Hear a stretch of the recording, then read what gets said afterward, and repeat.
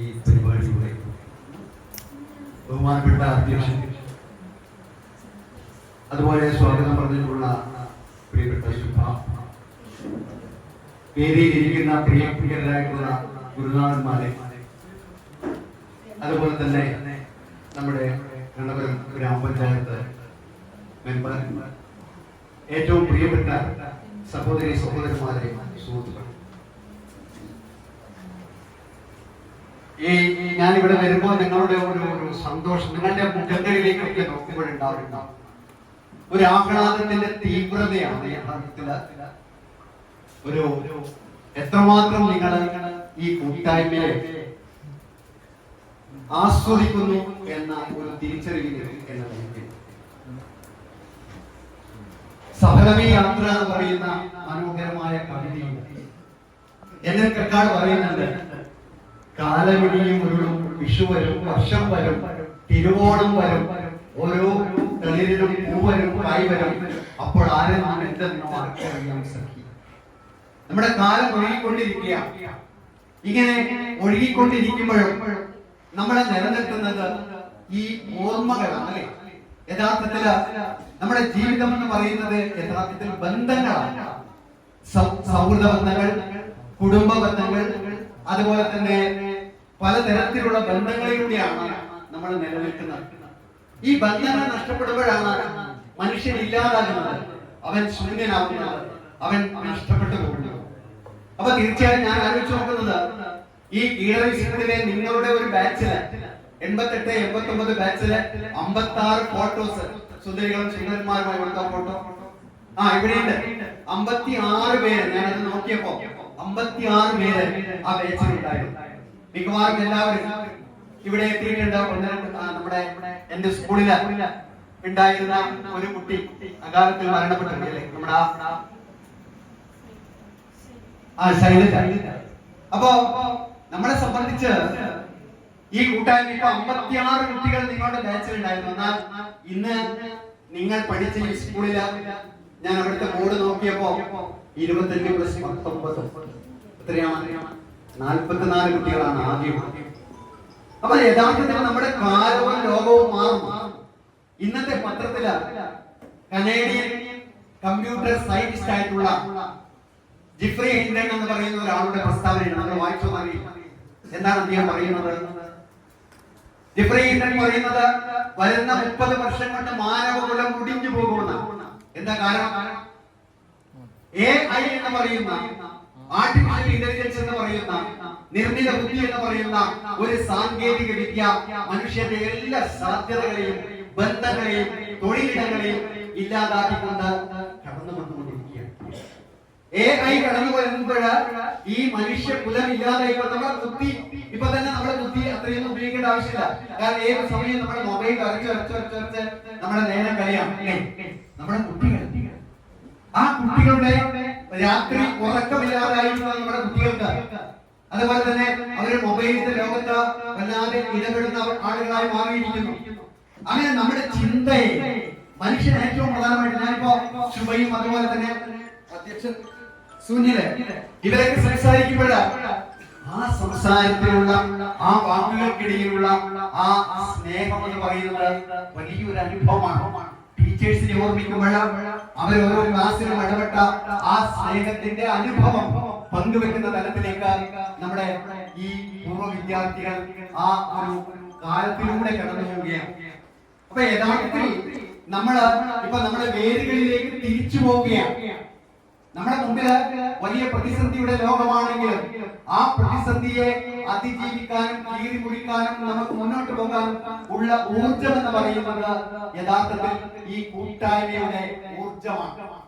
ഇപ്പൊ നമ്മുടെ കുട്ടികളെ ഏറ്റവും അധികം ജീവിതത്തിലെ ഏറ്റവും അധികം പ്രധാനപ്പെട്ടത് ഈ പ്രൈമറി വിദ്യാഭ്യാസ കാലഘട്ടമാണ്. ഇപ്പൊ നമ്മുടെ ഭാരതത്തിലെ ഏറ്റവും പ്രധാനപ്പെട്ട ഇതിഹാസങ്ങളാണ് മഹാഭാരതം, അതുപോലെ തന്നെ രാമായണവും മഹാഭാരതവും. മഹാഭാരതത്തിൽ എത്ര പേരുകളുണ്ട് നിങ്ങൾ ആലോചിച്ചു? ആയിരക്കണക്കിന് പേരുകളുണ്ട് മഹാഭാരതത്തില്. ഞാൻ പലപ്പോഴും ആലോചിക്കാറുള്ളത്, ഇപ്പൊ ഭഗവത്ഗീതയിൽ ആരംഭിക്കുന്നത് ഇങ്ങനെയാണ്: ധർമ്മക്ഷേത്രേ കുരുക്ഷേത്രേ സമവേദായുത്സവ മാമക പാണ്ഡവശ്ചേവ ഭീമ ഉപത സഞ്ജയ. എന്തിനാണ് ഈ ധർമ്മക്ഷേത്രമാവുന്ന കുരുക്ഷേത്രത്തില് കൗരവരും പാണ്ഡവരും യുദ്ധം ചെയ്യുന്നത്? അപ്പൊ ആ യുദ്ധം ചെയ്യുന്നതിന് കാരണം എന്താണെന്ന് അന്വേഷിക്കുകയാണ്. ആ അന്വേഷണത്തിന്റെ ഉത്തരമാണ് യഥാർത്ഥത്തിൽ ഭഗവത്ഗീത എന്ന് പറയുന്നത്. ഞാൻ ഈ മഹാഭാരതത്തെ മറ്റൊരു തലത്തിൽ ചിന്തിച്ചുകൊണ്ട് എഴുതിയിട്ടുള്ള മനോഹരമായ ഒരു നോവൽ ഡെപ്റ്റിയുടെ, എന്താണ് നോവലിന്റെ പേര്? വായിച്ചിട്ടുണ്ട്?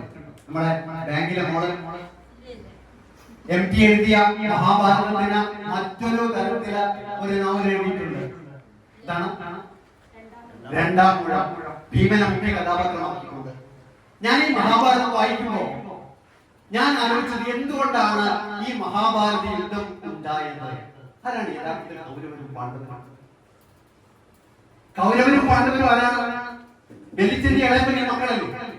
ഈ വലിയച്ഛന്റെയും ഇളയപ്പന്റെയും, അതായത് ധൃതരാഷ്ട്രരുടെയും പാണ്ഡുവിന്റെയും മക്കളാണ്, സഹോദരങ്ങളാണ്. ഈ സഹോദരങ്ങൾ തമ്മിൽ യുദ്ധം ഉണ്ടാകാൻ കാരണം എന്താണ്? അപ്പൊ ഒരുപാട് കാരണങ്ങൾ പലരും പറഞ്ഞിട്ടുണ്ട്. പക്ഷെ എനിക്ക് തോന്നിയ കാരണം, ഈ യുദ്ധത്തിന് കാരണം ഗാന്ധാരി. ഗാന്ധാരി ചെയ്ത യുദ്ധം. ഗാന്ധാരി എത്ര മക്കളുണ്ടായിരുന്നു ഗാന്ധാരിക്ക്? 101 അല്ലേ? എന്നിട്ടോ അവസാനം ആരുമില്ലാതെ സ്വയം മരണത്തിലേക്ക് നടന്നെടുക്കേണ്ട അവസ്ഥയിലായിരുന്നു ഗാന്ധാരി. എല്ലാ മക്കളും യുദ്ധത്തിൽ കൊല്ലപ്പെട്ടു.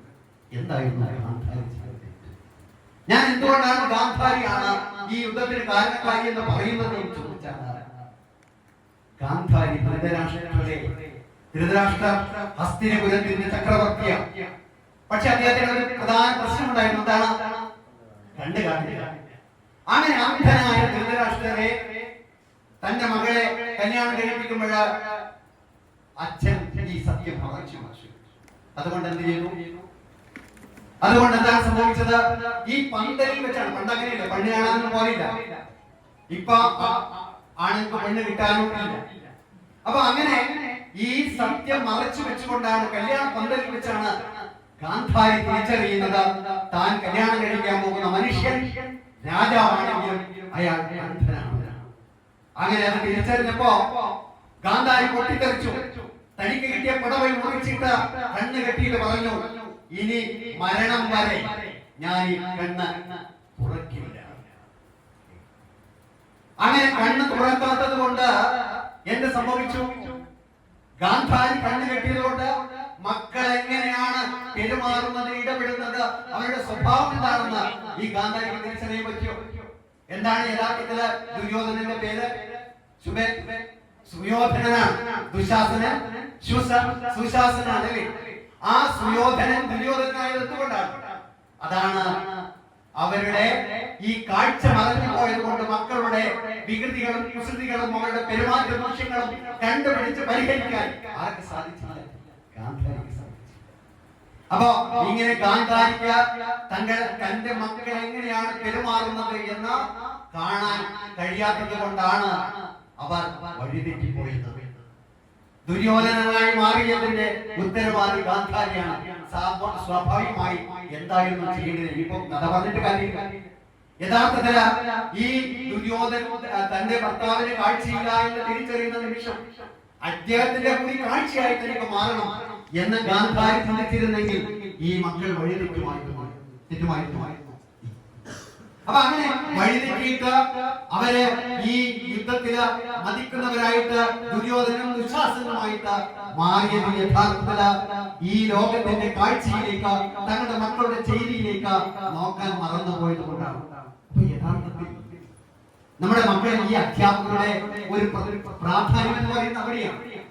എങ്ങനെയാണ് നമ്മുടെ മക്കൾ നമ്മുടെ സ്കൂളിൽ വരുന്ന ക്ലാസ്സിൽ എത്തിച്ചേരുന്ന മക്കൾ എങ്ങനെയാണ് പെരുമാറുന്നത് എന്ന് തിരിച്ചറിഞ്ഞ് അവരെ സ്നേഹിക്കാനും പ്രചോദിപ്പിക്കാനും ചിന്തിക്കാനും അവരെ പ്രാപ്തരാക്കുന്നവരാണ് അധ്യാപകർ. ഇന്ന് സുബിയൊക്കെ പുതിയ കാലത്തെ ടീച്ചേഴ്സ് ഇന്ന് സ്കൂളുകളിൽ വലിയ പ്രതിസന്ധിയാണ്. കാരണം കുട്ടികളെ ഒന്ന് നോക്കിയാൽ തന്നെ പിറ്റേന്ന് ബാലാവകാശ കമ്മീഷനിൽ പരാതി കൊടുക്കുന്ന കാലമാണ്. ഞാൻ സ്കൂളിൽ അധ്യാപകനായ സമയത്ത് 5ാം ക്ലാസ്സില് what does little bird is saying, 6ാം ക്ലാസ്സിലെ ഒരു പദ്യമാണ്. What does little bird is saying here mister peep of day നിങ്ങൾ പഠിച്ചിട്ടുണ്ട്. ആ പദ്യം പഠിപ്പിച്ചിട്ട് ഒരു കുട്ടിയെ അടിച്ചു, കിട്ടാത്തതുകൊണ്ട് വീട്ടുകാർ കുട്ടി കൈവരിച്ചപ്പോ ഈ എല്ല് പൊട്ടി പോയി. അപ്പൊ വീട്ടിൽ പോയപ്പോ അച്ഛൻ ഫുൾ പൂസ് കിടക്കാണ്. ഞാൻ നേരെ ആ കുട്ടിയെ കൂട്ടിക്കൊണ്ടുപോയി ഡോക്ടറെ കാണിച്ച് ചികിത്സിച്ച് അവനെ ആ കൈ മാറുന്നത് വരെ അവനെ ശുശ്രൂഷിച്ച് അവന്റെ കൂടെ തന്നെ നിന്നു. അന്ന് മുതൽ ഞാൻ തീരുമാനിച്ചു കുട്ടിയെ അടിക്കില്ല, കാരണം പിന്നെ ചികിത്സിക്കൊണ്ട് പോയിട്ട് അപ്പൊ യഥാർത്ഥത്തിൽ അന്ന് മുതൽ ഞാൻ അടിക്കാറില്ല. അടിക്ക് പകരം സ്നേഹത്തിന്റെ ഭാഷ മാത്രമാണ് പിന്നീട് ഞാൻ പ്രയോഗിച്ചത്. അപ്പൊ യഥാർത്ഥത്തിൽ നമ്മുടെ കുട്ടികൾ ഇന്ന് വലിയ നിലയിൽ വഴിതെറ്റിക്കൊണ്ടിരിക്കുന്ന ഒരു ലോകക്രമത്തിലാണ് നമ്മൾ ജീവിക്കുന്നത്. ഞാനിപ്പോ കൗൺസിലിംഗ് ചെയ്യുന്ന അനുഭവമുള്ള ഒരാളാണ്. ഒരു മാസം മുമ്പ് മൊറാടക്കടത്തുള്ള ഒരു സ്ഥലത്ത് നിന്ന് ഒരു രക്ഷിതാവിനെ വിളിച്ചിട്ട് പറഞ്ഞു അവരുടെ കുട്ടിക്ക് കൗൺസിലിംഗ് വേണം. ഞാൻ എത്ര വയസ്സ്? 5 വയസ്സ്.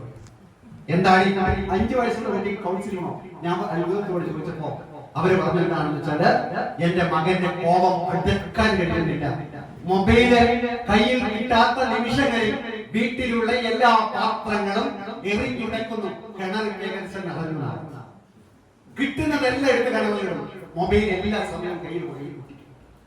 അപ്പൊ ഇങ്ങനെ മൊബൈൽ അടിച്ച് നമ്മുടെ കുട്ടികളിലെ അവരുടെ ചിന്തയെ ഇല്ലാതാക്കുകയാണ്. നിങ്ങൾ ആലോചിച്ച് നോക്കുക, നമ്മളെ മാങ്ങാട്ടുകാരന് ഒരു ചങ്ങാതി, ആ ചങ്ങാതി ഇതിനെ കരഞ്ഞുകൊണ്ട് നമ്മുടെ മീഡിയകളിൽ പ്രത്യക്ഷപ്പെട്ടു. എന്താണ് അവരുടെ പേര്? തൊപ്പി.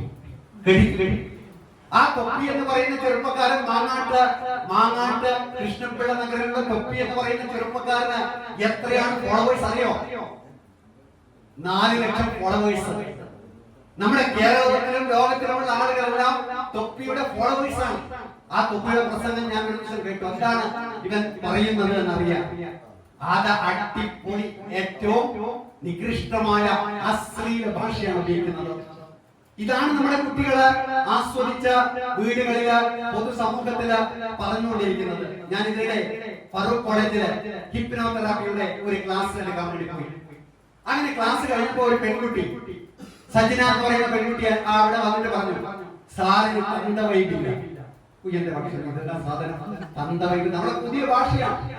അപ്പൊ ഞാൻ വീട്ടിൽ വന്നിട്ട് മോളോട് ചോദിച്ചു, ഈ തന്ത വൈകി എന്ന് പറഞ്ഞാൽ എന്ന് വെച്ചാൽ പണ്ടത്തെ കാരണന്മാരെ ഓർമ്മയില്ലേ, നമ്മളെ ഈ ചാരികസേനയിലിരുന്ന മറ്റേ ഉറക്കാമ്പെട്ടി അടുത്ത് വെച്ച് മറ്റേ ഒരു കോളാമ്പയിൽ തുമ്പുന്ന ആ കാരണന്മാരുടെ ഒരു രീതിശാസ്ത്രമില്ലേ, ആ രീതിശാസ്ത്രത്തില് ആളുകളോട്, പുതിയ തലമുറയോട് പെരുമാറുന്നവരെയാണ് കുട്ടികളെ വിളിക്കുന്നത് തന്ത വഴി. ടീച്ചർ അപ്പൊ നമ്മുടെ കുട്ടികൾ ഈ നിലയിലാണ് നമ്മുടെ പുതിയ കാലത്തെ. അപ്പൊ എന്റെ മോളെന്നോട് പറയുന്നത് എന്റെ അച്ഛൻ നല്ല വഴിമുള്ള തന്തയാണ്. അത് വ്യത്യസ്തമാണ്.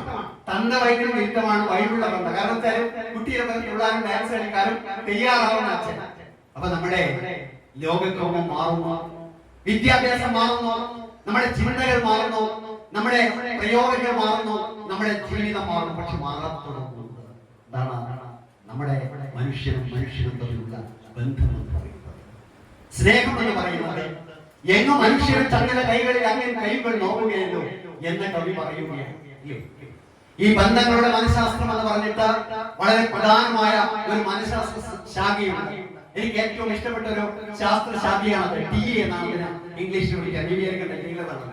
ടി എന്ന് പറഞ്ഞാൽ നമ്മുടെ ഉദ്യോഗസ്ഥന്മാർക്ക് എടിക്ക് പോയാൽ കിട്ടുന്ന പൈസ, അതല്ല ട്രാൻസാക്ഷണൽ അനാലിസിസ് എന്ന് പറയുന്നത്. നമ്മൾ എങ്ങനെയാണ് ബന്ധങ്ങളിൽ ഇടപെടുന്നത്, എന്തുകൊണ്ടാണ് നമ്മുടെ ബന്ധങ്ങൾ പിരിഞ്ഞു പോകുന്നത്, ഭാര്യയും ഭർത്താവും തമ്മിൽ എന്തുകൊണ്ടാണ് പിണക്കമുണ്ടാവുന്നത്, അതുപോലെ സുഹൃത്തുക്കൾ കണ്ടാൽ മിണ്ടാകുന്നതാവുന്നത് എന്തുകൊണ്ടാണ്, എങ്ങനെയാണ് ബന്ധങ്ങൾ മെച്ചപ്പെടുത്തേണ്ടത്, ഇതാണ് TA എന്ന് പറയുന്ന മനഃശാസ്ത്ര ശാഖ നമ്മളോട് പറഞ്ഞത്. ഇപ്പോ നമ്മുടെ ബന്ധങ്ങളിലെ പ്രധാനം എന്ന് പറയുന്നത് നമ്മൾ എങ്ങനെ ആശയവിനിമയം നടത്തുന്നത് എന്നുള്ളതാണ്. നമ്മളിപ്പോ ഒരു സ്കൂളിലേക്ക് ഒരാൾ കയറി വരുമ്പോ, ഞാൻ നിങ്ങളെ ഉദ്ഘാടകനായി ക്ഷണിച്ചു, ഞാൻ കയറി വരുമ്പോ എല്ലാവരും ഇങ്ങനെ നിൽക്കുന്ന ആരെയും നോക്കുന്നില്ല. വരുമ്പോ ഒരു ചിരിയുണ്ടായിട്ട് ഞാൻ എന്റെ പകരം എന്റെ സ്കൂളിൽ പോയാൽ പോലെ അവിടെ എന്റെ ക്ലാസ്സിൽ സംഘമാ ഞാൻ ഇപ്പൊ പോണം. അപ്പൊ നമ്മളെ ഉള്ളിൽ ഇങ്ങനെയാണ് ചിന്തി ഉണ്ടാവുക. അതായത് നമ്മുടെ ബന്ധങ്ങൾ നിലനിൽക്കണമെങ്കിൽ നമുക്ക് ആ ബന്ധങ്ങളിൽ ഒരു പുഞ്ചി, ഒരു ഫോൺ വിളി, ഒരു സാന്ത്വനം, ഒരു ഇടപെടൽ, ഒരു ചെറിയ വഴക്കെങ്കിലും വേണം. ഇടക്ക് നീ അന്ന് അങ്ങനെ എന്നോട് പറഞ്ഞിട്ട് ചോദിക്കണം. അതായത് ബന്ധങ്ങൾ നിലനിൽക്കുന്നത് പ്രധാനമായും നമ്മുടെ ഈ ട്രാൻസാക്ഷൻ എന്ന് പറഞ്ഞാല് ഞാനിപ്പോ ശുഭയെ നോക്കി ചിരിക്കുന്നത് എന്റെ ഹൃദയത്തിൽ നിന്ന് വരുന്ന ഒരുപാട് വാക്കുകളാണെന്ന് അവൾക്ക് തിരിച്ചറിയാൻ കഴിയുമ്പോഴാണ് നമ്മൾ തമ്മിലുള്ള ഒരു ബന്ധം ഉണ്ടാവുക. ഇപ്പൊ രാവിലെ ഈ ആണുങ്ങൾക്ക് ഇപ്പം വലിയ സ്വഭാവ മാറ്റമൊന്നുമില്ല. ഞാനിപ്പോ രാവിലെ നമുക്ക് രാവിലെ 2 പത്രം വായിച്ചെടുക്കണല്ലോ ഓക്കല്ലേ പണി അടുക്കളയിൽ. ഇപ്പൊ ഞാൻ തേങ്ങ തുടങ്ങി. അപ്പൊ രാവിലെ നമ്മളിങ്ങനെ ചായ ആവാത്തെ മാധവൻ വായിച്ച് കഷ്ടപ്പെട്ടിരിക്കുമ്പോ ഇനി ചായ ആയില്ലേ എന്ന് ഭാര്യയോട് ദേഷ്യത്തിൽ ചോദിക്കണം. അപ്പോൾ എനിക്ക് 2 കൈയിലും എന്ന് ഉത്തരം പറയുന്നു. പിന്നെ അന്നത്തെ ദിവസം എന്താ ആ ട്രാൻസാക്ഷന്റെ പേര് എന്ന് പറയുന്നത്? Crossed transaction. നമ്മൾ ശ്രദ്ധിക്കണം. നമ്മൾ ഇത് ഈ ക്ലാസ് കഴിഞ്ഞാൽ നിങ്ങൾ വീട്ടിൽ നിന്ന് കുറച്ച് ശ്രദ്ധിച്ചോ, നമ്മളെ ബന്ധത്തിൽ കുറച്ച് മാറ്റം വരും. അതായത് പിന്നെ നമുക്കൊന്നും പറയാനൊന്നുമില്ല. അവളെ കാണണം, ഞാൻ ശരിയാക്കി തരാം, എനിക്കൊരു ചായ തരാൻ ഇങ്ങനെയല്ലേ പറഞ്ഞത്. ഇതാണ് ക്ലോസ്ഡ് ട്രാൻസാക്ഷൻ എന്ന് പറയുന്നത്. പിന്നെ നമ്മളിപ്പോ ചോദിക്കുമ്പോ എടോ എന്നും ചായ ആയില്ലേ, അപ്പോൾ വേഗം നിങ്ങളെ ഞാൻ ലേശം പാൽ തരാം, എന്നാ ഞാൻ സഹായിക്കാം എന്ന് പറഞ്ഞാൽ അങ്ങോട്ട് പോകും. അതിനെന്താ പറയാ? കോംപ്ലിമെന്ററി ട്രാൻസാക്ഷൻ, അതായത് പരസ്പര പൂരക സംഭാഷണം. ഇനി വേറെ ഒന്നുണ്ട്, അൾട്ടീരിയർ ട്രാൻസാക്ഷൻ എന്ന് പറയാം. ഇപ്പൊ ഇവിടെ നിങ്ങൾ നല്ല സാരി ഉടുത്ത് വന്നു വെച്ചോ, കൂട്ടുകാരും കാണുന്നില്ല, അടിപൊളിയായിട്ട് പോവാ, നല്ല ഫേസ് ക്രീം ഒക്കെ തടി ഇവിടെ വന്നു. എന്നിട്ട് അടുത്ത കൂട്ടുകാർ സാരിയിൽ കൊള്ളാം, സാരിയിൽ കൊള്ളാം, പക്ഷെ നിന്നെ സംഭവം മനസ്സിലായോ? സാരിയിൽ കൊള്ളാം എന്ന് പറയുമ്പോ ഇതാണ് ഒഴി സംഭാഷണം എന്ന് പറയുന്നത്. അപ്പൊ നമ്മുടെ സംഭാഷണം എന്ന് പറയുന്നത് 3 തരത്തിലാണ്. സംഭാഷണം മാത്രമല്ല, നമ്മുടെ മുഖം അത് വളരെ പ്രധാനമാണ്. ഞാൻ ഇവിടെ വന്നപ്പോ ശ്രദ്ധിക്കുന്നത് നിങ്ങളുടെ മുഖങ്ങളിലാണ്. ആ മുഖങ്ങളിൽ എന്താണ് ഇപ്പൊ ഇവിടെ വന്നത്? എല്ലാവരും ചെറിഞ്ഞാൽ അത്രമാത്രം ആ ഒരു ഫീലിംഗ് ആണെങ്കിൽ നിങ്ങളുടെ മുഖത്ത് ചിരിയൊന്നും ഉണ്ടാവില്ല. ഇവ നമ്മളെ പറഞ്ഞ മാതിരി ഒരു ചിരി കണ്ടാൽ അത് കണ്ടാൽ അത് പിള്ളേർക്ക് അതേ മതി. അപ്പൊ അതുകൊണ്ട് നമ്മളെ പിള്ളേരെ ശ്രദ്ധിക്കണം. അപ്പൊ ഈ നിലയില് നമ്മളുടെ ഈ വികാരങ്ങള്, ചിന്തകള്, അനുഭവങ്ങള് അതിനെ നമ്മൾ പലപ്പോഴും അറിയാതെ പ്രകടിപ്പിക്കുന്നത് നമ്മുടെ ശരീരഭാഷയിലൂടെ. നമ്മളെ ഇരുട്ടം ഇപ്പൊ നമ്മളെ ഈ ചില നേതാക്കന്മാരെ പ്രസംഗം കേൾക്കുമ്പോ ഇതൊന്നും എന്നെ തീരാനായില്ലേ, ഇതാണ് ഈ കോട്ടുമായി അവർ നിർത്തില്ല, അവർ തുടങ്ങിയ ചിലപ്പോൾ നിർത്തില്ല. അപ്പൊ ഞാൻ നിങ്ങളെ 2 കോട്ടുമായി ഇട്ടാ. അപ്പൊ നമ്മളെ സംബന്ധിച്ച് നമ്മുടെ ബന്ധങ്ങൾ എന്ന് പറയുന്നത് വളരെ പ്രധാനമാണ്. കാരണം ഈ ഓർമ്മകളും ബന്ധങ്ങളും ഒന്നും ഇല്ലെങ്കിൽ യഥാർത്ഥത്തിൽ നമ്മുടെ ജീവിതം എന്ന് പറയുന്നത് നിലനിൽക്കുന്നത് നമ്മുടെ ഈ ശരീരത്തിലെ ഊർജത്തെ സക്രിയമാക്കിയിട്ട് നമ്മൾ നിലനിൽക്കുന്നത് ഈ ബന്ധങ്ങളും ഓർമ്മകളുമാണ്. ഇതില്ലെങ്കിൽ നമ്മൾ എന്തെല്ലാം പ്രതിസന്ധികളിലൂടെയാണ് കടന്നു പോകുന്നത്. ആ പ്രതിസന്ധികളിൽ എല്ലാം അതിജീവിക്കാൻ നമ്മുടെ ഉള്ളിൽ, മനുഷ്യന്റെ ഉള്ളിൽ, മനുഷ്യൻ എന്ന് പറയുന്നത് ഏറ്റവും പ്രധാനമായി ചിന്തിക്കാൻ, സ്നേഹിക്കാൻ, വികാരം കൊള്ളാൻ, അത് പ്രകടിപ്പിക്കാൻ, ചേർത്ത് പിടിക്കാൻ, ആശ്വസിപ്പിക്കാൻ, അതുപോലെ തന്നെ ഇല്ലാതാക്കാൻ എല്ലാം കഴിവുള്ളവരാണ്. അതുകൊണ്ട് ഇപ്പൊ നമ്മൾ ഇന്ന് ഈ സംഗമം ചേർന്ന് കുറെ ഹോട്ടലിട്ട് 3-4 ദിവസം ഗ്രൂപ്പിലും ഷെയർ ചെയ്തു. പിന്നെ കഞ്ഞി വാങ്ങി വെച്ച മാത്രം ഒരു തെളിയ കുടിക്കുക. അപ്പൊ നിയന്ത്രണം ഇല്ലാതെ എനിക്കിടെ തിരക്കാണ്. പറഞ്ഞു ഇന്നത്തെ തിരക്ക്. അപ്പൊ ഇങ്ങനെ തീരേണ്ടതല്ലേ ഇത്? നമ്മൾ ഈ ഗ്രൂപ്പില് നിങ്ങൾ 56 പേരുണ്ടെങ്കിലും ആ 56 പേരും പിന്നീട് അനുഭവിച്ച ജീവിതം, നിങ്ങൾ ജീവിച്ചുകൊണ്ടിരിക്കുന്ന ജീവിതം വ്യത്യസ്തല്ലേ? കഥ പറയുമ്പോൾ എന്ന് പറയുന്ന സിനിമയില്ല ഒരു പാട്ടുണ്ട്, അവസാനം സലിംകുമാർ പാടുന്ന എന്താ പാട്ട്? വ്യത്യസ്തനാമൊരു ബാലനെ സത്യത്തിലാരും തിരിച്ചറിയില്ല. അല്ലെ? ശ്രീനിവാസനെ എല്ലാവരും വെറും ബാർബർ ബാലനായിട്ടാണ് കണ്ടത്. പക്ഷെ മമ്മൂട്ടിയുടെ ചങ്ങായിയാണ് മനസ്സിലാക്കുമ്പോ ആൾ ഞെട്ടിപ്പോയി. ഈ സുഹൃത്ത് എന്ന് പറയുന്നത് ഒരു വലിയ സംഭവമാണ്. നമ്മുടെ കൃഷ്ണൻ മഹാനായ കൃഷ്ണനായി നിൽക്കുമ്പോ കുചേലൻ പാവം ഒരു നേരത്ത് കഞ്ഞി കുടിക്കാൻ വകയില്ലാതെ ആ കൃഷ്ണനെ കാണാൻ പോകുന്ന അനുഭവമില്ലേ? അപ്പൊ യഥാർത്ഥത്തിൽ സൗഹൃദം, സ്നേഹം, ബന്ധം എന്ന് പറയുന്നതാണ് നമ്മുടെ ജീവിതത്തിനുള്ള എനർജി എന്ന് പറയുന്നത്. നമ്മൾ ശ്വസിക്കുന്ന വായുവിനൊപ്പം ഈ സ്നേഹവും ഈ സാന്ത്വനവും ഈ ചേർത്ത് പിടിക്കലും ഈ പരസ്പര ബന്ധങ്ങളും ഇല്ലെങ്കിൽ നമ്മള് ഇപ്പൊ നമ്മുടെ ഇവൻ ദുബായിലല്ലേ, ദുബായിന്നാ പറയുന്നത്, ആ ദുബായിലെ കഥയ്ക്ക് ചോദിച്ചു, ആദ്യത്തെ മരുഭൂമി മാതിരിയാവില്ലേ നമ്മളെ ലൈഫ്. അപ്പൊ ആ മരുഭൂമിയിലെ മരുപ്പച്ചിയാണ് ഇപ്പൊ ഇവര് ഉണ്ടാക്കിയിരിക്കുന്നത്. അതിന്റെ കഥ വന്നത് ദുബായിൽ ഈ ചേർത്ത് പിടിക്കലിനാണ്. അതുകൊണ്ടായി കമ്പനിയുടെ താഴെ കൊണ്ടുപോയി എല്ലാവരും കാണിക്കണം, അത് ഉള്ളിലില്ല സത്യം. അപ്പൊ ഇങ്ങനെ യഥാർത്ഥത്തില് നമ്മുടെ ഈ സൗഹൃദങ്ങൾ എന്ന് പറയുന്നത്, ബന്ധങ്ങൾ എന്ന് പറയുന്നത് നമ്മുടെ ജീവിതത്തിന്റെ ചാലകമാണ്. അപ്പൊ വ്യത്യസ്തനായ ഒരു ബാർബറ ബാലനെ ഒരു തിരിച്ചറിയുന്നത് പിന്നീടാണ്. ആ കവിത ആരാ എഴുതിയത്, ആരാ ആ സിനിമ പാട്ട് എഴുതി പറയുന്ന സമാനം. അപ്പൊ രണ്ടാളും അപ്പൊ സമ്മാനമുണ്ട് പിന്നെ വാഗ്ദാനം വായിക്കണം. അപ്പൊ ഈ അനിൽ പനച്ചൂരാൻ എന്ന് പറയുന്ന കവിയാണ് ആ കവിത എഴുതിയത്. അനിൽ പനച്ചൂരാൻ നമുക്കറിയാം, 48-ാമത്തെ വയസ്സിൽ അകാലത്തിൽ കോവിഡ് ബാധിച്ചു മരിച്ചുപോയ കവിയാണ്. ഈ കവികളും ചിന്തകന്മാരും വരാനിരിക്കുന്ന കാലത്തിന്റെ പ്രയോക്താക്കളാണ്. അദ്ദേഹം മരിക്കുന്നതിന് മുമ്പ്, ഈ കോവിഡ് വരുന്നതിന് മുമ്പ് ഒരു കവിത എഴുതിയിരുന്നു. നിങ്ങൾ വീട്ടിൽ പോയിട്ട് ഫുള്ള് കേൾക്കണം. ആദ്യ വരി ഇങ്ങനെയാണ്. ഇതാ ആ കവിതയുടെ പേര് വലയിൽ വീണ കിളികൾ. വലയിൽ വീണ കിളികളാണു ചിറകൊടിഞ്ഞൊരിണകളാണു വഴിവിളക്കു കണ്ണു ചിമ്മുമീ വഴിയിൽ നമ്മൾ എന്തു പാടണം. വലയിൽ വീണ കിളികളാണു കോവിഡിന് മുമ്പ്. പിന്നീട് കോവിഡ് ഉണ്ടായപ്പോ നമ്മൾ എന്തായി? അപ്പൊ അങ്ങനെ ഈ യഥാർത്ഥത്തിൽ വ്യത്യസ്തനായ ഒരു ബാർബറ ബാലന്റെ കഥ പറയുന്നത് നമ്മൾ ഓരോരുത്തരും വ്യത്യസ്തരാണ്. നമ്മൾ ഈച്ച് പേഴ്സൺ ഈസ് യൂണിക്. നിങ്ങൾ ഓരോരുത്തരും വ്യത്യസ്തരാണ് അല്ലേ? ഇപ്പൊ എം.ടി. വാസുദേവൻ നായർ ഇപ്പൊ മരണപ്പെട്ടു.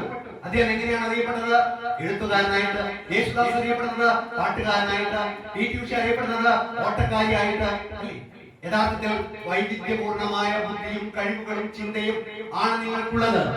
അതുകൊണ്ട് ഈ ചിന്തകളെയെല്ലാം പരസ്പരം യോജിപ്പിച്ച് ഒന്നാക്കിയിട്ട് നമ്മൾ കൊണ്ടുപോകുമ്പോഴാണ് നമുക്ക് ഒരു പുതിയ ലോകം സൃഷ്ടിക്കാൻ കഴിയുക. അപ്പോ നിങ്ങളുടെ ഈ ബന്ധവും സ്നേഹവും ദീർഘകാലം നിലനിൽക്കണം. നമ്മുടെ ജീവിതാന്ത്യം വരെ നിലനിൽക്കുന്ന ഏറ്റവും വലിയ ക്രിയേറ്റീവ് എനർജി എന്ന് പറയുന്നത് ഈ സ്നേഹത്തിൽ നിന്ന് ഉറവിടുന്ന ഒരു ബന്ധം. അതാണ് കുമാരനാശാൻ പറഞ്ഞത്, സ്നേഹമാണ് അഖില സാരമൊഴി, സ്നേഹസാരമിക സത്യമേകമാണ്. സ്നേഹത്തിൽ നിന്ന് ഉദിക്കുന്നു ലോകം, സ്നേഹത്താൽ ഗാന്ധി തീരുന്നു. സ്നേഹമാണ് അഖില സാരമൊഴി, സ്നേഹസാരമിക സത്യമേകമാണ്. ഈ ലോകത്തിന്റെ ഒരേ സത്യം എന്താണ്? സ്നേഹം. ഇപ്പൊ ആ ടീച്ചറെ കാത്തിട്ട് മുഹൂർത്തം തെറ്റിയിട്ടും ആ കുട്ടി കാത്തു നിന്നു. നമ്മുടെ സുനിൽ പറഞ്ഞ ആ അനുഭവ കഥയിലെ കുട്ടി കാത്തിരിക്കുകയാണ്. എന്താ കാരണം? ആ ടീച്ചറെയും കുട്ടിയെയും യോജിപ്പിക്കുന്നത് എന്താണ്? ആ സ്നേഹം. അപ്പൊ നമ്മുടെ ഈ അധ്യാപകരെ കുറിച്ച് നിങ്ങൾക്ക് ഒരുപാട് പറയാനുണ്ടാവും. തല്ലിപ്പോഴും നമ്മുടെ ഉള്ളിലുണ്ടാവും. ഇവരെ പറഞ്ഞ വാക്കുകൾ ഉണ്ടാവും. ഈ ഓർമ്മകളും ഈ കാര്യങ്ങളും എല്ലാമാണ് നമ്മളെ ചലിപ്പിച്ചുകൊണ്ടിരിക്കുന്നത്. അപ്പൊ നിങ്ങൾ വ്യത്യസ്തരാണ്, വ്യത്യസ്ത ജീവിതാനുഭവത്തിലൂടെ കടന്നു പോകുന്നവരാണ്. പക്ഷേ നമ്മളെല്ലാം സഹപാഠികളാണ്. നിങ്ങളൊക്കെ ഇപ്പൊ എന്റെ കൂടെ പഠിച്ച ആൾക്കാർ മാഷയെ നോക്കി, ഞാൻ എന്തിനാണ് എന്നെ മാഷയെ നോക്കിയത്? എന്റെ പേര്. അപ്പൊ അവരെ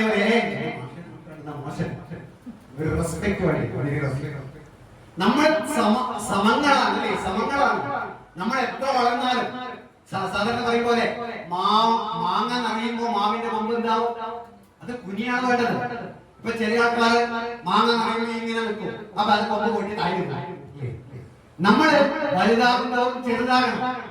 അതുപോലെ നമ്മളെ ഇപ്പം നിങ്ങൾ ഇവിടെ കൂടിയിരിക്കുന്ന നിങ്ങൾ ഇനിയും ഒരുപാട് കാലമുണ്ട്, ലോകമുണ്ട്, ഒരുപാട് സാധ്യതയുണ്ട്. അത് നിങ്ങൾ തിരിച്ചറിയണം. നമ്മൾ ഈ 40 വയസ്സിൽ അല്ലെങ്കിൽ 40, ഞാൻ കണക്കൂട്ടുമ്പോ 89. അപ്പൊ കണക്കൂട്ടിട്ട് പ്രായം പറഞ്ഞാൽ അതൊന്നും ഇപ്പോഴേ പറയണ്ട. അപ്പൊ ഈ വയസ്സ് എന്ന് പറയുന്നത് യഥാർത്ഥത്തിൽ അതൊരു നമ്പർ മാത്രമാണ്. നമുക്ക് ഏത് പ്രായത്തിലും നമുക്ക് ഈ ലോകത്തെ മാറ്റിയെടുക്കാൻ കഴിയും. ഇപ്പോ നമ്മുടെ ലോകത്തിൽ ഏറ്റവും അധികം ചെലവാകുന്ന ചിക്കൻ ഏതാ? ലോകത്തിലെ ഏറ്റവും അധികം വിൽക്കുന്ന ചിക്കൻ KFC അല്ലേ? Kentucky fried chicken. വിദേശം തിന്ന് നോക്കണേ. അപ്പൊ കെൻഡക്കി ഫ്രൈഡ് ചിക്കൻ എന്ന് പറയുന്ന സംഗതി ഉണ്ടാക്കിയ ആള് ഇന്ന് ലോകത്തെ കോടീശ്വരനാണ്. അദ്ദേഹം അതെപ്പോഴാണ്? അയാൾക്ക് തന്നെ പണി ഈ ചിക്കൻ പൊരിച്ചിട്ട് കൊടുക്കലായിരുന്നു. അപ്പൊ അയാൾക്ക് ഒരു ദിവസം ഒരു 70 വയസ്സ് കഴിഞ്ഞാൽ ഇത് എനിക്കൊരു സംഭവമാക്കിയാണ്. അങ്ങനെ അയാൾ അതിനെ ഒരു സ്റ്റാറാക്കി മാറ്റി. 76-ാം വയസ്സിൽ അദ്ദേഹം ലോകത്ത് അറിയപ്പെടുന്ന ഒരാളായി മാറി. 76-ാം വയസ്സിലായാണ് അയാള് കെൻഡക്കി ഫ്രൈഡ് ചിക്കൻ എന്ന് പറയുന്ന ലോകമെമ്പാടും അറിയപ്പെടുന്ന ഒരു പ്രൊഡക്റ്റിന്റെ ഉടമയായിട്ട് ചരിത്രത്തിൽ സ്ഥാനം പിടിക്കുന്നത്. അപ്പൊ നമുക്ക് ഏത് പ്രായത്തിലും നമ്മുടെ ജീവിതത്തെ മാറ്റിമറിക്കാം. അതിന് നമ്മുടെ ചിന്തകൾ ഉണ്ടാകണം. നമ്മുടെ ഇടയ്ക്ക് ഈ ഉത്സവത്തിന് പോയാൽ ആനയുടെ വാല് മാത്രം നോക്കണം, എല്ലാം കീഴ് പിടിച്ചിട്ടുണ്ട്. ആനയെ നമ്മൾ നോക്കണം. ആന നമ്മുടെ ജീവിതത്തിലെ ഏറ്റവും പ്രധാനപ്പെട്ട ഒരു എക്സാമ്പിളാണ്. ആനയുടെ ഏറ്റവും വലിയ ഭാഗം അതിന്റെ തലയാണ്. എന്താ തല? ചിന്ത. അതുപോലെ ആനയുടെ ഏറ്റവും പ്രധാനപ്പെട്ട ഭാഗം മറ്റൊരു കാര്യം നമ്മളെ മുറമ്പോലത്തെ ചെവി. ആ ചെവി എന്താണ്? നമ്മളുടെ ഏറ്റവും പ്രധാനമായി നമ്മൾ വളർത്തേണ്ട ഒരു കഴിവ് മറ്റുള്ളവരെ കേൾക്കാനുള്ള കഴിവ്. അതായത് ലിസണിങ്. നമുക്ക് എല്ലാം പറയാനില്ല. ഞാൻ പറയുന്നത് കേൾക്കപ്പ എന്ന് പറഞ്ഞാൽ നമ്മൾ കേൾക്കുന്നില്ല. നമ്മുടെ വീട്ടിലെ മക്കളോട്, ഭർത്താവിനോട്, കുടുംബത്തോട് കുറച്ച് സമയം ചെലവഴിക്കുമ്പോൾ പരസ്പരം നമ്മൾ ആശയങ്ങൾ വിനിമയം ചെയ്യണം. അപ്പോ ലിസണിങ് വർദ്ധിപ്പിക്കണം, കേൾക്കണം. മൂന്നാമത് അതിന്റെ കണ്ണ്. ആ കണ്ണ് വളരെ ചെറുതാണ്, മറ്റുള്ളവരുടെ വേദനകളെയും ദുഃഖങ്ങളെയും സങ്കടങ്ങളെയും സന്തോഷങ്ങളെയും നമുക്ക് കണ്ണിലൂടെ കണ്ടെത്താൻ. അതിന്റെ തുമ്പിക്കൈ വളരെ വലുതാണ്. ആ തുമ്പിക്കൈയിലൂടെയാണ് അതെല്ലാം നേടുന്നത്. അപ്പൊ നിങ്ങളുടെ അറിവ് വർദ്ധിപ്പിച്ചു. പഠിത്തങ്ങൾ നോവൽ വായിച്ചിട്ടുണ്ട്. സ്ത്രീകൾ, ഇവിടെ കുറെ സ്ത്രീകളാണ്. ആണുങ്ങൾ കുറച്ചേ ശക്തി കാണുക. അപ്പൊ ഈ സ്ത്രീകളെ കുറിച്ച് അടുത്ത നിമ്നാവിധി എന്ന് പറയുന്ന ചെറുപ്പക്കാരിയായ ഒരു എഴുത്തുകാരി പുസ്തകം നിങ്ങൾ വായിച്ചു നോക്കണം. എന്താണത്? ഏറ്റവും പ്രിയപ്പെട്ട ഒരു പെൺകുട്ടിയുടെ പോരാട്ടത്തിന്റെയും അന്വേഷണത്തിന്റെയും കഥയാണ്. റാം കെയർ ഓഫ് ആനന്ദ് ഈ വർഷം എഴുതിയ 2024 ഇറങ്ങിയ ഏറ്റവും മികച്ച 2 നോവലുകൾ ഞാൻ വായിച്ചു നോക്കിയിട്ടുണ്ട്. നിമ്നാവിധി എഴുതിയ ഏറ്റവും പ്രിയപ്പെട്ട എന്നോട് എന്ന് പറയുന്നത് ഒരു സ്ത്രീ ബിടെക്കുകാരിയായിട്ടും ഒരുപാട് പ്രതിസന്ധികളിലൂടെ കടന്നുപോയിട്ട് ജീവിതം ഒടുക്കാൻ തീരുമാനിച്ചിട്ട് അതിൽ നിന്ന് പറന്ന് മുന്നോട്ട് പോയിട്ട് ജീവിതത്തെ കണ്ടുപിടിക്കുന്നതിന്റെ കഥയാണ് നിമ്നാവിധി എഴുതിയ ഏറ്റവും പ്രിയപ്പെട്ട എന്നോട്. നിങ്ങൾ ഈ വായനശാലയിൽ ഉണ്ടാവും. വായനശാല ഇല്ലെങ്കിൽ 315 രൂപ കൊടുത്ത് വായിക്കണം. നിങ്ങൾ വായിക്കണം, ചിന്തിക്കണം, സ്നേഹിക്കണം. അതുപോലെ വേദനകളെ നിങ്ങൾ ഷെയർ ചെയ്യണം. സന്തോഷങ്ങൾ നമ്മൾ ഷെയർ ചെയ്യുമ്പോൾ അത് ഇരട്ടിയാവും. വേദനകൾ നമ്മൾ ഷെയർ ചെയ്യുമ്പോഴോ അത് വേദന ഇരട്ടിയായല്ലോ.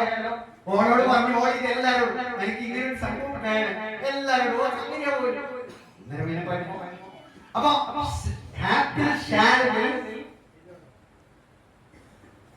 അത് ഡബിളായിട്ടാണ്.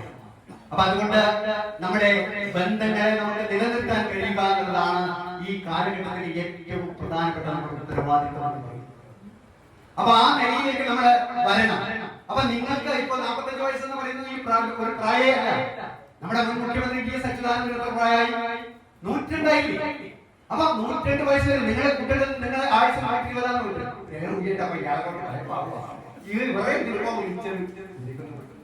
അപ്പൊ നമ്മൾ ആലോചിച്ച് നോക്കേണ്ടത് നിങ്ങൾക്ക് 3-1 പ്രായമായിട്ടുള്ളൂ. പണ്ട് എന്നെ 4ാം ക്ലാസ് പഠിപ്പിച്ച 4 മാസം റിട്ടയർ ചെയ്യുമ്പോ പഠിക്കാൻ തക്കേ പോയി. ഇപ്പൊ ശശിമാഷ് റിട്ടയർ ചെയ്ത് ആയിരിക്കും തോന്നുക നമ്മളെക്കാൾ നിങ്ങളെക്കാൾ അത് ഈ ഇതിന്റെ രഹസ്യം ഒരിക്കലും പറഞ്ഞിരുന്നില്ല. ഞാൻ ചോദിച്ചു. അപ്പൊ നമ്മളെ സംബന്ധിച്ച് നമ്മുടെ ജീവിതത്തിൽ കുറേയേറെ ലക്ഷ്യങ്ങൾ ഒരു പുസ്തകത്തെ കുറിച്ച് പറയാൻ ഞാനൊരു വായനക്കാരനായതുകൊണ്ട് ഒരു പുസ്തകത്തെ കുറിച്ചുകൂടി പറഞ്ഞുകൊണ്ടാണ് പുസ്തകം. ഈ ലോകത്തിലെ ഏറ്റവും അധികം ഭാഷകളിലേക്ക് തർജ്ജമ ചെയ്യപ്പെട്ട ഒരു പുസ്തകം ഏതാണ്? ഗിന്നസ് ബുക്കിൽ വന്നിട്ടുള്ള പുസ്തകം പൗലോ എഴുതിയിട്ടുള്ള ആൽക്കെമിസ്റ്റ് എന്ന് പറയുന്ന പുസ്തകം. ആ പുസ്തകത്തിലെ മുഖ്യ കഥാപാത്രമാണ് ഒരു ആട്ടിടയനാണ്, സാന്റിയാഗോ എന്ന് പറയുന്ന ആട്ടിടയൻ. നമ്മുടെ കേരളത്തിലും ആട്ടിടയനെ മുഖ്യ കഥാപാത്രമാക്കി ഒരു കാവ്യമുണ്ടായിരുന്നു. എന്താണത്? രമൺ. കാനന ചായയിലാടുമിക്കാൻ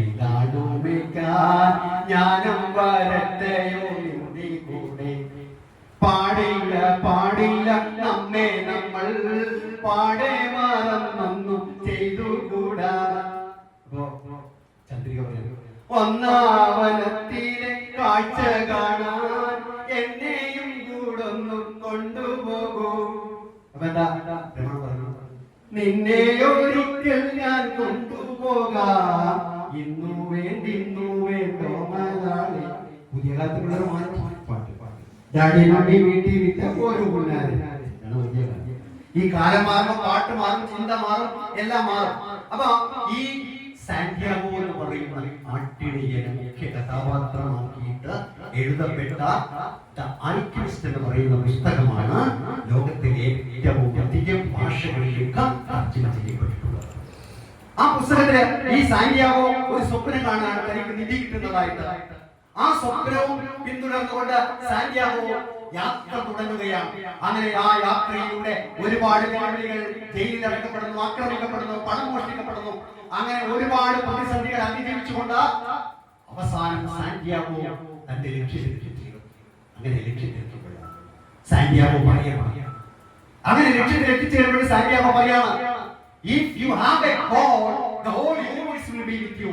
നിങ്ങൾക്ക് ഒരു ലക്ഷ്യമുണ്ടാകുമ്പോൾ ഈ പ്രപഞ്ചം മുഴുവൻ നിങ്ങൾക്കൊപ്പമായിരിക്കും. അപ്പൊ പ്രിയപ്പെട്ട അനിയന്മാരെ, അനിയന്മാരെ, സഹോദരന്മാരെ, സഹോദരിമാരെ, സുഹൃത്തുക്കളെ, പ്രിയ വിദ്യാർത്ഥികളെ, ഇപ്പൊ ശുഭവർഗമാണ്. മാഷിപ്പോഴും പഠിച്ചു, നമ്മൾ പഠിച്ചുകൊണ്ടിരിക്കണം. നമ്മൾ യഥാർത്ഥത്തിൽ നമുക്ക് പഠിച്ചിട്ടില്ല എന്നാണ് ഞാൻ പറയുന്നത്. അപ്പൊ നമ്മള് കൂടുതൽ വായിക്കുകയും ചിന്തിക്കുകയും അനുഭവിക്കുകയാണ്. ഞാൻ ഗാന്ധാരിയുടെ കഥ പറഞ്ഞത് വെറുതെ അല്ല കേട്ടോ. നമ്മുടെ മക്കളുടെ മേലെ ഒരു കവിത, പിന്നെ അവര് പറയുന്നത് കേൾക്കണം. എല്ലാം വാങ്ങിയിട്ട് കൊടുത്തിട്ട് കാര്യമില്ല. ഈ മക്കളെ നമ്മൾ ഒരിക്കലും ബ്രോയിലർ കോഴി ആക്കണം. ബ്രോയിലർ കോഴിയുടെ ജീവിതത്തിൽ ഒരേ ഒരു ലക്ഷ്യമുണ്ട്. വേറെ ആരുടെയോ പ്ലേറ്റിൽ ബിരിയാണിയോ അല്ലെങ്കിൽ ഫ്രൈയോ. എന്തൊരു കഷ്ടമാണ് ജീവിതത്തിൽ. അപ്പൊ നമ്മുടെ മക്കളെന്ന് പറയുന്നത് വലിയ ഊർജമുള്ള, ഈ ലോകത്തെ മാറ്റിമറിക്കാൻ കഴിയുന്ന അപൂർവമായ ജന്മങ്ങളാണ്. അവരെ ഒരിക്കലും നമ്മുടെ വളരെ പ്രശസ്തനായ ഒരു പണ്ഡിതൻ പറഞ്ഞതുപോലെ നമ്മുടെ മക്കളെ കണ്ടും മാമ്പൂ കണ്ടും ഒരിക്കലും നമ്മൾ കൊതിക്കരുത്, അഹങ്കരിക്കരുത്. അവർ നമ്മുടേതല്ല എന്ന് നിങ്ങൾ തിരിച്ചറിയുന്നത്. ഈ നമ്മുടെ മക്കൾ യഥാർത്ഥത്തിൽ നമ്മളോട് ജനിച്ചു എന്നേ ഉള്ളൂ. അവർ ഈ ലോകത്തിന്റെ സന്തതികളാണ്, ഈ പ്രപഞ്ചത്തിന്റെ സന്തതികളാണ്.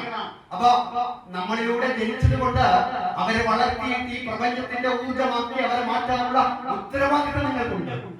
പക്ഷേ അവരെ കണ്ട് നിങ്ങൾ അധികം പനിക്കണ്ട. അപ്പോ ഈ വരുന്ന കാലം ഒരുപാട് വെല്ലുവിളികൾ നിറഞ്ഞൊരു കാലത്തേക്ക് നമ്മൾ പ്രവേശിക്കുമ്പോ ഇത്തരം കൂട്ടായ്മയുടെ ഊർജ്ജം നിങ്ങളുടെ ഈ വരാൻ പോകുന്ന 2025-നെയും പുതിയ കാലത്തെയും കൂടുതൽ ഊർജ്ജത്തോടെ, സ്നേഹത്തോടെ, സൗമനസ്യത്തോടെ നേരിടാനുള്ള വലിയ ഊർജ്ജമായിട്ട് നിങ്ങൾക്ക് മാറട്ടെ എന്ന് ആഗ്രഹിക്കുന്നു. ഈ 88-89 ഈ കൂട്ടായ്മയിലേക്ക് എന്നെ ക്ഷണിച്ച നിങ്ങളോട് എന്റെ ഹൃദയത്തിൽ നിറച്ചു വെച്ച സ്നേഹം ഞാൻ പങ്കിടുന്നു. ഈ 2025-ന് ഇനി 2 ദിവസം മാത്രം. നമ്മളെ 2025 നമ്മളെ പലപ്പോഴും ആശംസിച്ചത് 2025 അടിപൊളിയാവട്ടെ. ഇന്നലെയിൽ നിന്നാണ് ഇന്നുണ്ടാകുന്നത്, ഇന്നിൽ നിന്നാണ് നാളെയുള്ളത്. ഈ മാനസിക രംഗത്തെ 2 പ്രധാന രോഗങ്ങളാണ്. ഒന്ന് പ്രധാനമായിട്ടുള്ള 2 പ്രശ്നങ്ങൾ മാനസികമായിട്ട്, ഒന്ന് ആൻസൈറ്റി ഡിസോർഡർ, ഒന്ന് ഡിപ്രഷനുമാണ്. ഡിപ്രഷൻ എന്ന് പറയുന്നത് ഇതിനെ കുറിച്ചാണ്, പോയ കാലത്തെ കുറിച്ചുള്ള വേദനകളെ കുറിച്ചുള്ള ചിന്തയാണ് ഡിപ്രഷൻ. വരാൻ പോകുന്ന കാലത്തെ കുറിച്ചുള്ള ആകുലതകളാണ് ആൻസൈറ്റി. ഞാൻ അടുത്ത ജന്മത്തിൽ എന്താവും? നമ്മളെ ഭാരതം പ്രധാനമായി പരാജയപ്പെട്ടു പോയത് കൊണ്ടാണ്. ബൾബ് കണ്ടുപിടിച്ചതോ, ഫോൺ കണ്ടുപിടിച്ചതോ, മൈക്രോസ്കോപ്പ് കണ്ടുപിടിച്ചതോ ഒന്നും ഇന്ത്യക്കാരല്ല. പക്ഷെ ഇന്ത്യക്കാരെ പോലെ ഇത്രയും പണ്ഡിതന്മാരായ ആളുകൾ ലോകത്തൊന്നും ഉണ്ടായിട്ടുമില്ല. പക്ഷെ എന്തുകൊണ്ട് വൈദ്യുതി എന്ന് ചോദിച്ചാൽ എന്താണ്? ഇന്ത്യക്കാരെ ചിന്തിച്ചത് എന്താണ്? അടുത്ത ജന്മത്തിൽ എന്താണ്? ഈ ലോകത്തിൽ എങ്ങനെയാണെന്ന് ചിന്തിച്ചിട്ടുണ്ടെങ്കിൽ ഇതെല്ലാം കണ്ടുപിടിക്കാനുള്ള ബുദ്ധി നമുക്കുണ്ടായി. അപ്പൊ ഏതായാലും നമ്മുടെ വരുന്ന വർഷങ്ങളും നാളുകളും പ്രകാശമാനമായ ജീവിതാനുഭവങ്ങളാകട്ടെ. ഈ കൂട്ടായ്മ ഇനിയും ദീർഘകാലം നിലനിൽക്കട്ടെ എന്ന പ്രാർത്ഥനയോടുകൂടി ഇവിടെ നിങ്ങളെ പഠിപ്പിച്ച നമ്മുടെ വിട്ടുപോയിട്ടുള്ള ഗുരുക്കന്മാരുടെ ഓർമ്മകൾക്ക് മുമ്പിൽ പ്രണമിച്ചുകൊണ്ട് ഇപ്പോൾ നിങ്ങളെ കൂടി ഇരിക്കുന്ന ഈ പ്രിയപ്പെട്ട ഗുരുനാഥന്മാരുടെ മുമ്പിൽ വന്ദനം അർപ്പിച്ചുകൊണ്ട് എന്റെ വാക്കുകൾ ചുരുക്കുന്നു. ഈ കൂട്ടായ്മക്ക് എല്ലാ നന്മകളും.